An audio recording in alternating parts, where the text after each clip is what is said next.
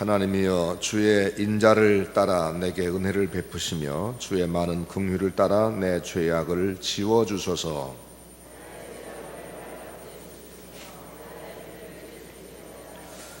물은 나는 내 죄과를 아오니 내 죄가 항상 내 앞에 있나이다.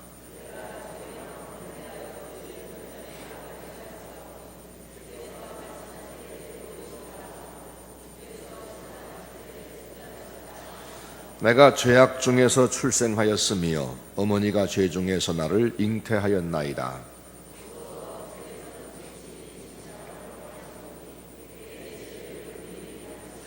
우슬초로 나를 정결하게 하소서. 내가 정하리이다. 나의 죄를 씻어주소서. 내가 눈보다 희리이다.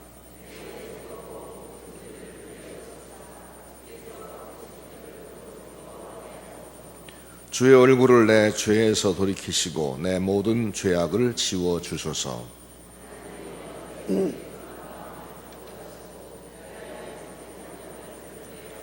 나를 주 앞에서 쫓아내지 마시며 주의 성령을 내게서 거두지 마소서. 주의 구원의 즐거움을 내게 회복시켜 주시고 자원하는 심령을 주사 나를 붙드소서. 오늘은 기도하는 사람의 자세에 대해서 말씀드리겠습니다.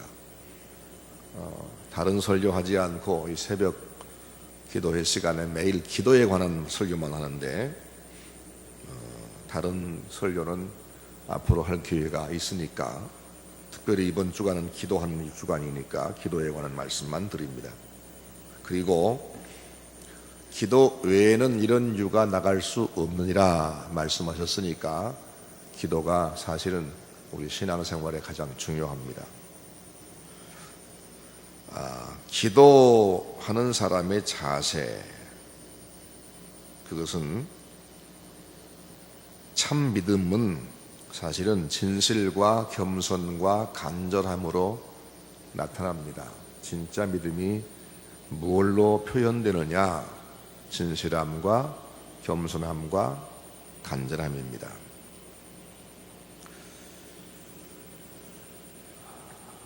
우선 첫째는 진실함입니다. 진실함. 오늘 본문 말씀은 다윗의 진실하고 절절한 회개의 시입니다. 하나님 앞에서 진실함이란 뭐냐 하면 자기의 죄를 인정하고 회개하는 것이 진실함입니다. 왜냐하면 세상에 죄가 없는 사람은 아무도 없기 때문입니다. 그래서 하나님 앞에 통하는 진실은 자기 죄를 인정하고 회개하는 겁니다. 죄를 인정하는 사람은 정직한 사람이고 진실한 사람이고, 죄를 숨기면 그건 거짓이지요. 누가 죄가 없습니까? 오늘 본문 말씀 보면 다윗은 뼛속부터 자기가 죄인임을 고백합니다. 나는 우리 어머니가 죄 중에 나를 잉태했습니다. 나는 타고난 죄인입니다. 그런 고백입니다. 난 타고난 죄인입니다. 내가 죄악 중에서 출생하였으며 내 어머니가 죄 중에 나를 잉태했나이다. 하나님 앞에 우리가 이 아침에 기도할 것은 우리의 죄를 고백하는 것이지요. 그게 진실입니다. 남들 앞에 내가 지금까지 거짓말한 적이 없어. 그게 진실이 아니고 하나님, 난 죄인입니다 라고 고백하는 겁니다. 예수님은 진실하신 분입니다. 아멘이시요, 충성되고 참된 증인이시요, 창조의 근본이시니가 가르사대 라고 말씀하지요. 예수님 자신이 진실이십니다. 그분에게는 거짓이 통하지 않는다는 말입니다. 저는 시간을 상당히 중요하게 여기는 편입니다. 그래서 예배 시간도 초를 다투어 정확하게 시작하려고 항상 그렇게 평생을 해왔고, 가능하면 누구와 약속하면 시간을 정확히 지키려고 애를 써 왔는데, 때로는 못 지킬 때도 있긴 하지만 교통 때문에 서울에서는 시간 지키는 것이 사실은 참 쉽진 않습니다. 그러나 지키려고 애를 써 왔습니다. 그런데 어떤 사람은 시간을 참 안 지키는 분이 있어요. 번번이 늦어요. 한 번도 지킨 법이 없어요. 그리고 늦게 와서도 사과한 법이 없어요. 그런 사람하고는 영 사귀기가 싫어요. 다음엔 다시 만나기 싫어요. 그것처럼 주님이 완전하게 진실하신 분이신데 우리가 진실을 외면하면 그분이 나를 만나주고 싶어 하시겠습니까? 그러니 하나님 앞에 진실이 기도하는 사람의 자세입니다. 9절 말씀, 주의 얼굴을 내 죄에서 돌이키시고 내 모든 죄악을 도말하소서. 하나님이여 내 속에 정한 마음을 창조하시고 내 안에 정직한 영을 새롭게 하소서. 하나님 제발 저를 더 정직하게 해주세요 라고 간청하는 얘기입니다. 잠언 15장 8절 말씀 보면 악인의 제사는 여호와께서 미워하셔도 정직한 자의 기도는 그가 기뻐하시느니라 라고 말씀했습니다. 예레미야 29장 12절 말씀, 너희는 내게 부르짖으며 와서 내게 기도하면 내가 너희를 들을 것이고 너희가 전심으로 나를 찾으면 나를 만나리라. 여기 전심, 온 마음, 그게 역시 바탕은 전심입니다. 정직이 핵심입니다.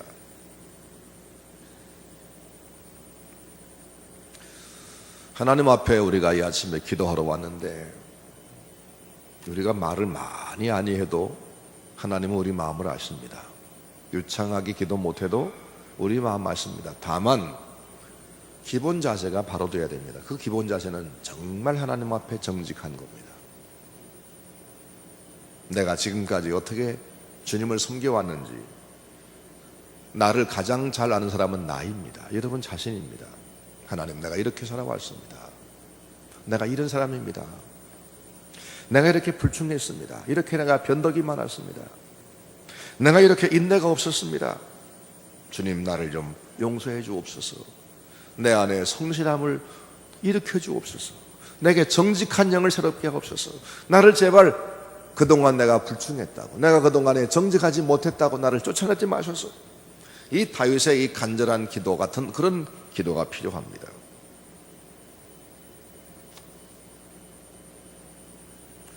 야고보 1장 6절 말씀 보니까 오직 믿음으로 구하고 조금도 의심하지 말라. 의심하는 자는 마치 바람에 밀려 요동하는 바다 물결 같으니 이런 사람은 무엇이든지 주께 얻을 생각을 말라라고 했습니다. 믿음으로 구하고 조금도 의심하지 말라. 근데 그 믿음으로 구하는 것이 뭐냐? 진실함, 겸손함, 간절함입니다. 첫째는 진실에 대해서 간단하게 말씀드렸습니다. 두 번째는 겸손함입니다. 보통 사람이 겸손하지 않으면 기도를 아예 하지 않습니다. 왜? 자기가 기도하지 않아도 될 줄로 착각하기 때문입니다. 기도를 하지 않는 것은 겸손하지 않는 겁니다. 나도 꽤 힘이 있다. 나도 그동안 배운 게 있고 겪은 경험이 있고 이룬 성취한 결과물이 있고 그러니까 내가 기도하지 않고도 사실은 지금까지 잘 살아왔고 앞으로도 이 정도면 계속 나갈 수가 있다. 이 교만함이 기도를 하지 않게 만듭니다. 기도하는 것은 겸손함입니다. 그런데 그 기도하러 오긴 왔어도 내 힘으로 안 되니까 기도라도 좀 해봐야겠네 하는 그런 정도의 겸손 가지고는 안 되겠다는 거지요. 그런 정도는 기도하는 자리까지 이끌 수는 있지만 하나님의 응답을 받아내기에는 너무 부족합니다. 그래서 하나님 앞에 완전한 겸손이 필요합니다. 우리 인생이 뭔가요? 인생 참 허망한 거 아닙니까? 이사야 2장 22절 말씀 보니까 너희는 인생을 의지하지 말라. 그의 호흡은 코에 있나니 수에 칠 가치가 어디 있느냐 그랬습니다. 너 인생 그 숫자에나 칠 수 있겠니? 그 말입니다. 내가 숨 쉬는 것조차도 사실은 하나님이 허락하셔 숨 쉬는 겁니다. 여러분 감기 걸려서 코가 막혀가지고 잠잘 때 잠을 못 자보신 고통을 당해보셨습니까? 코 막혀서 숨을 못 쉬면, 지금도 제가 코가 좀 막히는 편인데 숨을 못 쉬면 참 고통스럽지요. 암에 걸려서, 제가 아는 분이 식도암에 걸려서 고통하는 분을 봤는데 물 한 모금만 삼켜도 다시 넘어가질 않아요. 다른 음식은 고사하고 물도 삼키질 못해요. 물 조금 삼켰다가 또 넘어. 아하, 하나님이 음식 한 모금도 넘어가게 하지 않으면 넘어갈 수가 없는 거구나.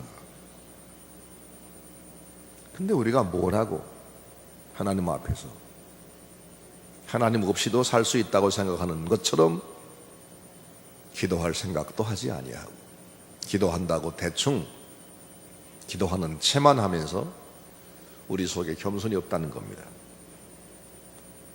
신명기 8장 12절 말씀 보면은 이스라엘 백성을 가나안 땅에 들여보내기 직전에 마지막 당부하는 말씀인데, 내가 가나안에 들어간 뒤에 먹어서 배불리고 아름다운 집을 짓고 거하게 되며 또 내 우양이 정식되고 내 은금이 정식되면 내 소유가 다 풍부하게 될 때에 두렵건대 내 마음이 교만하여 내 하나님 여호와를 잊어버릴까 하노라. 너를 인도하여 그 광대하고 위험한 광야 곧 볼뱀과 전갈이 있고 물이 없는 건조한 땅을 지나게 하셨으며, 또 너를 위하여 물을 굳은 반석에서 내셨으며 내 열조도 알지 못하던 만나를 광야에서 내게 먹이셨나니 이는 다 너를 낮추시며 너를 시험하사 마침내 내게 복을 주여 하심이었느니라. 내가 이만큼 너희를 훈련시켜서 너희들을 이렇게 인도해서 가나안 땅에 들여보냈는데 너희가 그 땅에 들어간 뒤에 기고만장해서 이건 다 내 힘으로 얻은 것이야 이렇게 될까 두렵다고 하나님이 말씀했습니다. 그런데 결국 그렇게 되고 말았지요. 그렇게 되고 말았습니다. 하나님이 그만큼 당부하고 주의를 주었음에도 불구하고 그들은 교만하다 망했습니다. 누가복음 18장 말씀 보면 두 사람이 성전에 기도하러 갔습니다. 하나는 바리새인이고 하나는 세리였습니다. 바리새인은 저 앞에 가 서서 기도합니다. 하나님이여, 나는 다른 사람들 곧 불의, 포색, 간음하는 자와 같지 아니하고 또 이 세리와도 같지 아니함을 감사하나이다. 나는 일에 2번씩 금식을 했고 또 소득의 11조를 드렸나이다 라고 하나님 앞에 자기를 내세우며 기도했습니다. 그러나 세리는 저 멀리 서서 감히 눈을 들어 하늘을 우러러보지도 못하고 다만 가슴을 치며 하나님이여, 나를 불쌍히 여기옵소서, 나는 죄인이로소이다 라고 간구했습니다. 주님 말씀합니다. 내가 너희에게 이르노니, 이 사람이, 그 세리를 말하는 겁니다. 이 사람이 저보다, 저는 누구요? 바리새인입니다. 저보다 의롭다 하심을 받고 집에 내려갔느니라. 행위로 봐서는 바리새인이 세리보다 100배나 낫습니다. 그의 말은 거짓말이 아닙니다. 일주일에 이틀씩 금식을 했습니다. 11조를 꼬박꼬박 드렸습니다. 한 번 헛되이 먹은 적이 없습니다. 불이 토색 간음한 적이 없습니다. 그러나 그는 겸손하지 않았습니다. 자기 힘으로 자기가 잘나서 자기가 의롭게 산 것처럼 하나님 앞에 자랑했습니다. 주님, 그들 얘기하시면서 말씀하기를 이 사람이 저보다 의롭다 하심 받고 집에 갔느니라. 무릇 자기를 높이는 자는 낮아지고 자기를 낮추는 자는 높아지리라. 주님 말씀했습니다. 또 야고보 4장 6절 말씀 보니까 그러나 더욱 큰 은혜를 주시나니 그러므로 일러스되 하나님이 교만한 자를 물리치시고 겸손한 자에게 은혜를 주신다 하였느니라.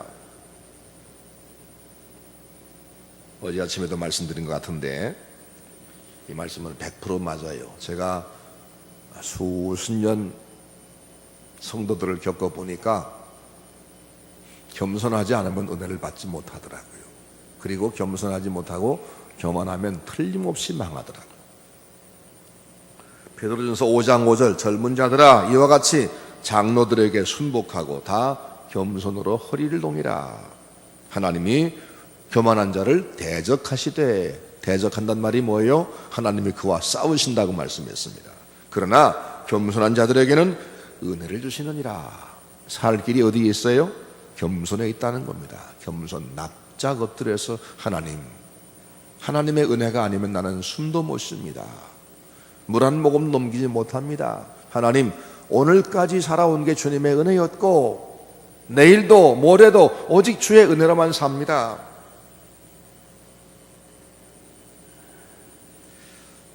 구약의 선지서 이사야, 예레미야, 예스겔, 다니엘, 호세아 쭉 읽어보시면 하나님께서 이스라엘과 그 주변 나라를 심판한다, 그런 내용들이 꽉 차 있습니다.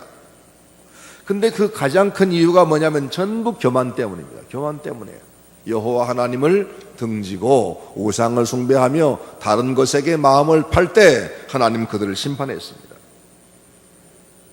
그리고 성경을 어디를 보더라도 하나님을 상대하려고 하면 겸손해야 된다고 말씀했습니다.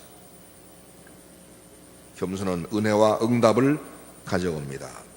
마태복음 11장 29절 말씀 보니까 나는 마음이 온유하고 겸손하니 나의 멍에를 메고 내게 배우라. 그러면 너희 마음이 쉼을 얻으리라.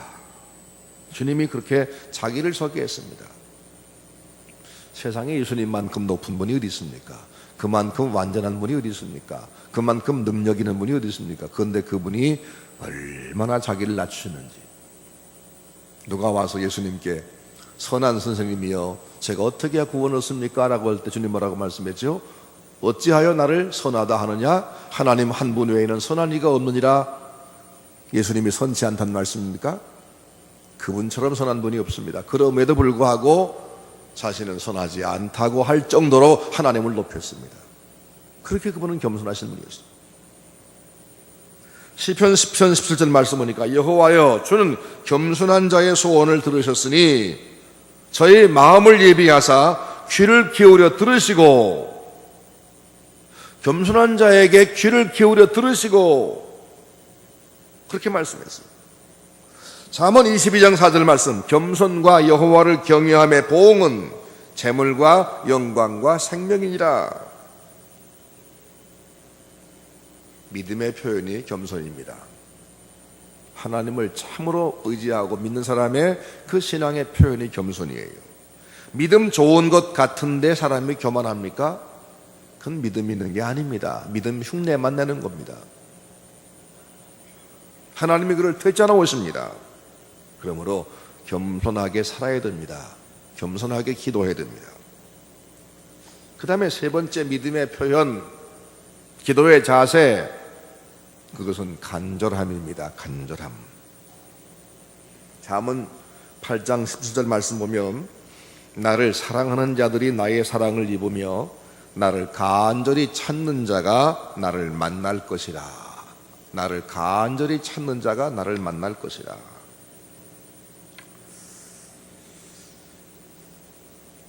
야고보서 5장 7절 말씀 보면 엘리야는 우리와 성정이 같은 사람이로되 그가 간절히 기도하니까 하늘이 비를 주었다 그랬죠? 간절히 기도하니까.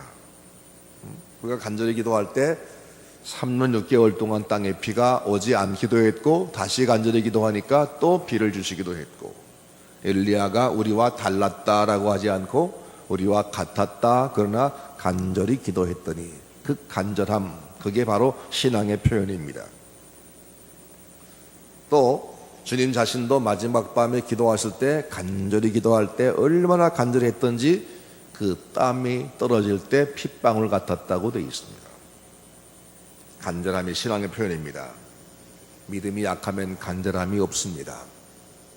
간절함이 없습니다. 그냥 대충 합니다. 하나님, 내가 이 정도 했으면 알아들으셨죠? 주실라면 주시고 말라면 마세요.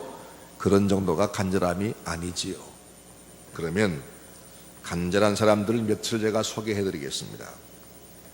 엘리야가 얼마나 간절했는가 한번 볼까요? 열왕기상 18장 말씀 보면요, 갈멜산 위에서 850명 바알 아세라 선지자와 대결을 해서 이겼죠? 이겼습니다. 당연히 이겼지요. 하나님께서 불로 응답하셨습니다. 이제 그에게는 신앙이, 믿음이 있습니다. 이제는 저 바알 선지자들을 꺾어 저들을 다 숙청을 했고, 그리고 오직 여호와 하나님만 살아계신 참신인 것을 이 땅에 증명했으니 이쯤 뵀으면 저 아합 왕도 깨달았을 것이고, 이제 이 땅이 조금만 더 가물면 전국이 다 말라 죽으니 모든 국토가 다 타버릴 테니까 하나님이 이제는 불쌍히 여기시고 죄를 주실 것이다. 그러나 그런 기도를 시작합니다. 어디서 하지요? 갈멜산 꼭대기에 올라가서 자기 사환을 향해서 명령합니다. 저 지중해 쪽으로, 지중해, 갈멜산에서 보면 지중해가 보입니다. 그 지중해를 바라보면서 구름이 생기는가 보라 하고는 기도하는데, 그때 그가 어떻게 기도했다고 성경에 되어 있냐면 얼굴을 무릎 사이에 넣고 라고 했어요. 얼굴을 무릎 사이에 넣고. 여러분, 얼굴을 무릎 사이에 넣을 수 있나요? 얼마나 몸을 구부려야 얼굴을 무릎 사이에 집어넣을 수 있나요? 나는 그 모습에서 엘리야의 간절함을 보았어요. 그리고 야고보서에 간절히 기도했다고 기록이 되어 있고요. 얼굴을 두 무릎 사이에 집어넣었다. 얼마나 간절한 모습입니까? 얼마나 애가 탔는지. 몸을 동그랗게 마을 정도로, 하나님, 지금 이 땅에 전부 다 죽어갑니다. 온 백성이 지금 죽어갑니다. 짐승은 죽었습니다. 저 초목이 다 죽었습니다. 지금 이 하나님께서 비를 안 주시면 이 백성은 다 죽습니다. 자기 백성을 위해서 얼마나 간구하는지 얼굴을 말고 얼굴을 무릎 사이에 넣고 기도했다.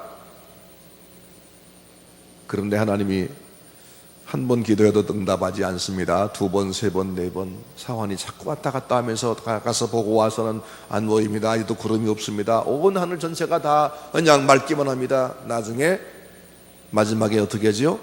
손바닥만한 구름이 저 지중해 상공에 생겼습니다. 그 말 듣고 나서 엘리야는 당장에 왕한테 가서 뭐라고 합니까? 빨리 내려가십시오.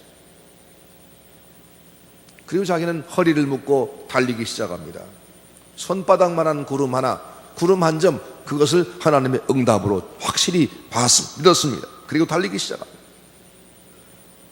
그가 성에 도착하기 전에 이미 비를 흠씬 맞고 말았습니다. 간절한 기도. 또 볼까요? 마태복음 9장 말씀 보니까 소경 2명이 주님을 따라옵니다. 평생을 소경으로 살던 사람들이 소경의 눈도 뜨게 하신 분이 자기 동네에 지나가신다 듣고 그 말 듣고는 주님을 따라가는데, 자기 동네를 들렀다 가신 것이 아니라 그냥 휙 지나가시는 겁니다. 어떻게 합니까? 쫓아가야지요. 근데 소경이, 눈을 감은 사람이 성한 사람을 따라가는 것이 그게 쉬운 일이겠습니까? 가다가 급하니까 넘어지고 깨지고 하겠죠. 그런데 내가 이 몸이 깨지고 상할지라도 좌간 주님을 따라가야 된다. 그래서 이들이 죽어라고 달리게 따라갑니다. 그러면서 계속 외칩니다. 다윗의 자손 예수여, 우리를 불쌍히 여기소서. 근데 예수님이 들은 척만치도 안 하십니다. 계속 하시는 겁니다. 계속 따라갔습니다. 근데 어느 동네 가더니 어떤 집에 들어갔습니다. 주님께서 들어가신 그 집 앞에가 또 외칩니다. 그때 주님께서 그들을 불러 말씀합니다. 내가 능히 이 일 할 줄을 믿느냐. 내가 능히 이 일이 뭐예요? 너희들의 눈을 뜨게 하는 이 놀라운 일, 이 기적의 일, 사람은 할 수 없는 이 일, 이 창조의 일, 내가 능히 이 일을 할 줄을 믿느냐. 예, 그러하오이다. 그럴 때 주님께서 그 눈을 만지시자 그 소경의 눈을 떴습니다. 그 두 소경이 뒹굴어 가면서, 넘어져 가면서, 깨져 가면서 그 예수님의 일행을 막 쫓아가며 소리 지르는 그 광경을 한번 생각해 보세요. 그게 간절함이죠. 간절함. 그러죠? 그런 간절함. 근데 그 간절함 때문에 응답받은 건 아니에요. 간절함은 그의 믿음의 표현이에요. 그들이, 예수님이 질문이 뭐였죠? 내가 능히 이 일 할 줄을 믿느냐? 예, 그러합니다. 우리가 그런 믿음 없이는 그렇게 달려왔겠습니까? 우리가 그런 믿음 없이 이렇게 간절했겠습니까? 그게 믿음의 표현이 간절합니다. 마가복음 7장 말씀 보면 수로보니게 지방의 한 여자가 예수님께 왔어요. 그 딸이 귀신 들려서 발작을 합니다. 그때마다 가슴이 미어집니다. 드디어 큰 권능 가지신 예수님이 지나가신다는 말 들었습니다. 근데 그분은 자기들을 상대도 하지 않는 도도한 유대인이라는 겁니다. 가보나 마나 저 유대인 남자가 나 같은 것을 만나주겠어? 라고 지레 짐작하고 그만 포기할 수도 있습니다. 그런데 좌간 내 딸 때문에 내가 냉대를 당하고 내가 멸시를 당해도 가봐야지 하고 갔습니다. 가서 예수님께 아뢰었습니다. 내 딸을 좀 고쳐주세요. 아니나 다를까 예수님에게서 아주 차디찬 냉대가 왔습니다. 누가 제 아이들을 먹는 떡을 빼서 개한테 주겠냐? 너무나 매몰찬 거절이었어. 그런데 그 어머니는 물을 흘 수가 없습니다. 그래서 그 한 말이 뭐죠?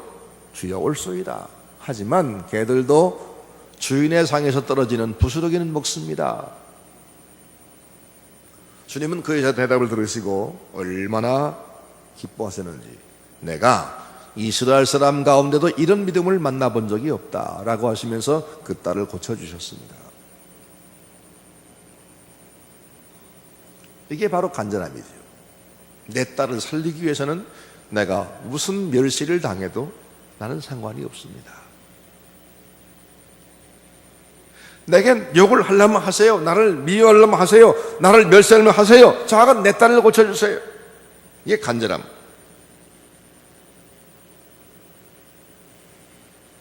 하나님 앞에 1대1의 관계로 그저 거래 한번 해보려고 하는 그런 기도는 간절함이 아닙니다.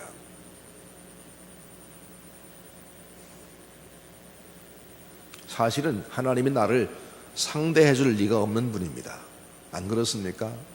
하나님은 전능하신 하나님, 완전하신 의로우신 하나님. 나는 무능하기 짝이 없는 인생, 일평생 죄만 지어온 죄악 덩어리, 내가 뱉은 내 말도 한 번도 제대로 지키지 못한 믿음이 없는, 신용이 없는, 진실함이 없는 나. 하나님이 나를 상대해 줄 이유가 있습니까? 상대해 주시고 내 기도를 들어줄 이유가 있습니까? 예수 그리스도 때문에 우리를 상대해 주시는 건데, 우리가 하나님 앞에 나갈 때 감사함도 없이 간절함도 없이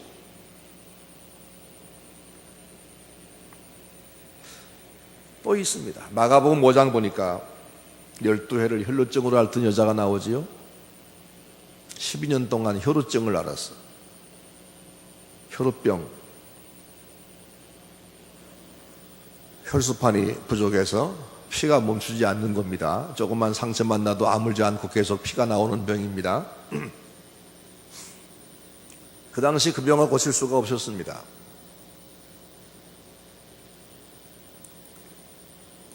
여기저기 뭐 좋다는 약을 다 먹어보고 용하다는 의사한테 다 갔겠죠. 그러면서 재산도 다 탕진하고 몸부터 완전하게 이제 기울어 갔습니다. 그런데 예수의 소문을 듣고 예수님에게 왔는데, 예수님 주변에는 항상 사람이 뭐 얼마나 많이 에워싸고 미는지, 보통 젊은 남자도 거기 비집고 들어가 주님을 만나는 것은 쉬운 일이 아닌데, 이 병든 여자가, 게다가 혈우병을 앓는 사람은 가까이 오면 안 되는 부정한 여자인데, 그런 걸 다 무시해버리고 어떻게든지 예수님 앞에 가서 한번 예수님을 만나리라 하고는 죽을 힘을 다해서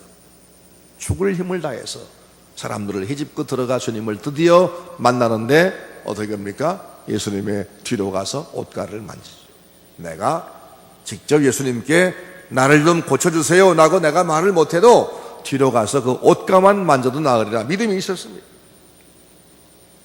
붙잡았더니 주님 뭐라고 말씀하죠? 누가 내 옷을 손대느냐? 다른 제자가 말합니다.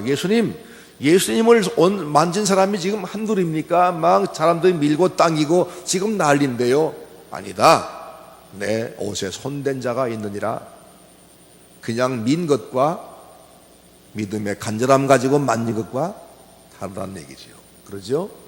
예수님을 떠밀려서 민 사람도 많고, 아무 생각 없이 남들이 미니까 안 넘어지려고 예수님 옷을 손댄 사람도 많을 겁니다. 그런데 그렇게 된 것과 믿음을 가지고 주님을 붙잡은 것과는 달랐습니다. 여러분이 오늘 새벽에 교회에 나오신 것, 기도하러 온 것은 떠밀려서 왔습니까? 아니면 주님의 옷자락을 잡으려고 왔습니까?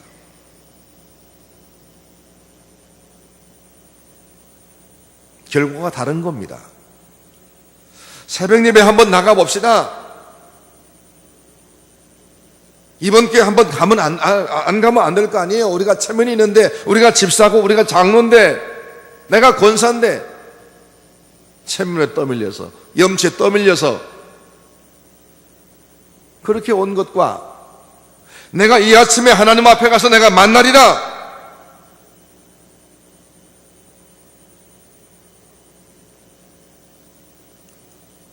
이 간절함은 다른 그 어떤 것에 구애를 받지 않습니다. 어떤 방해도 이길 수가 있습니다. 열왕기하 20장 말씀 보니까 벽을 향해 돌아앉아 하나님께 기도만 한 히스기야 왕이 나오죠. 히스기야 왕. 그에게는 1000명의 현인들이 있고 10,000명의 의사들이 동원될 수 있을 겁니다. 한 나라의 왕입니다. 히스기야 왕 훌륭했습니다. 인정을 받는 왕입니다. 근데 등에 종기가 하나 났는데 그 종기가 낫질 않고 점점 커지는 겁니다. 지금으로 말하면 피부와 암일 것이다 라고 학자들은 생각합니다. 너무나 고통스러운 나날을 보내는데 하나님의 종 이사야가 오더니 당신의 병으로 당신은 죽습니다. 그러니 왕위를 아들에게 물려주고 죽을 준비를 하시오 라고 가버렸습니다. 너무 놀랐습니다. 의사를 부르지 않았습니다. 그리고는 그는 하나님께 간절하게 울며 기도합니다. 하나님, 제가 하나님 앞에 최선을 다해서 섬겨왔는데 저를 좀 불쌍히 보십시오. 벽을 향해 돌아앉아서 하나님께 눈물로 기도한 히스기야 왕의 모습, 간절함이 아니고 왕이 그렇게 할 수 없겠죠. 오래 기도하지 않았어요. 이사야가 와서 그 얘기를 하고 돌아가는 도중에 하나님이 그를 다시 돌려 세워서 보낸 걸 보면은 이 히스기야가 그 간절한 기도를 오래 한 것도 아닌 것 같아요. 돌아가는 이사야를 하나님이 다시 부르셨으면 저는 다시 돌아가서 내 백성의 주권자 히스기야에게 말하기를 내가 네 기도를 들었고 네 눈물을 보았노라. 내가 너를 고치겠고 내가 너에게 15년을 더 살게 하겠다. 간절한 기도마다 응답을 받았던 증거를 쭉 말씀드렸습니다. 간절한 기도. 오늘 아침에 믿음은 진실함과 겸손함과 간절함으로 표현된다 라고 말씀했어요. 진실함과 겸손함과 간절함, 이거 아니면 믿음 아닙니다. 오늘 아침에 우리 함께 기도하십시다.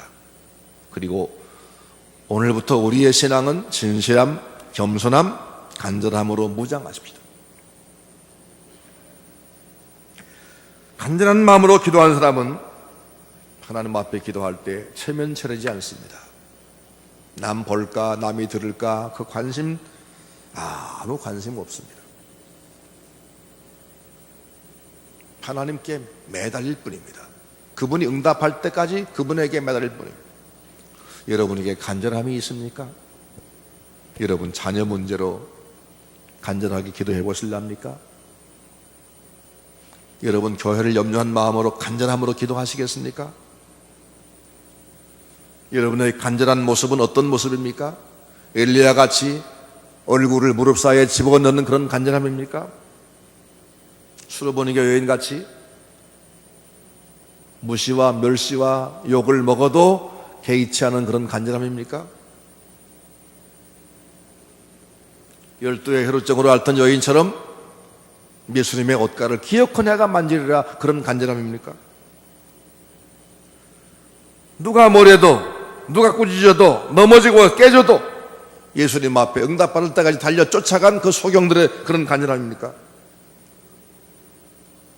오늘 이 아침 하나님 앞에 진실함과 겸손함과 간절함으로 우리 함께 기도할 수 있기를 원합니다.